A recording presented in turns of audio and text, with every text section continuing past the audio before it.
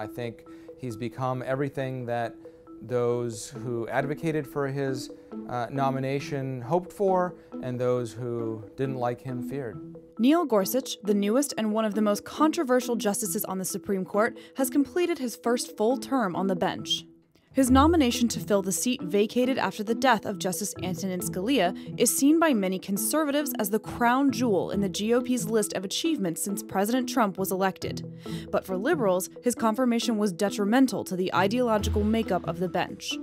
He also filled a seat Democrats felt was stolen from President Barack Obama after the GOP-led Senate refused to hold hearings for Obama's nominee, Merrick Garland.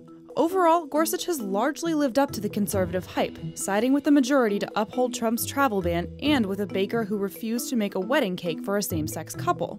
But he broke with conservatives in Sessions v. DiMaia. The 5-4 decision struck down a clause in the Immigration and Nationality Act, which said any alien convicted of an aggravated felony, a term Gorsuch said was too broad and gave the government too much power, could be deported.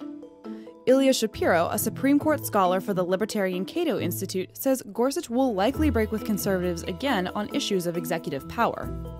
Again, in all areas of the law, criminal, regulatory, or anything else, Neil Gorsuch is suspicious of government overreach. With Justice Anthony Kennedy announcing his retirement from the court, many conservatives are hoping President Trump will use Gorsuch as a model in choosing his next nominee. What's interesting is that I think Gorsuch has satisfied all elements of the center-right coalition, whether social conservatives or libertarians, establishment types, Trumpian populists.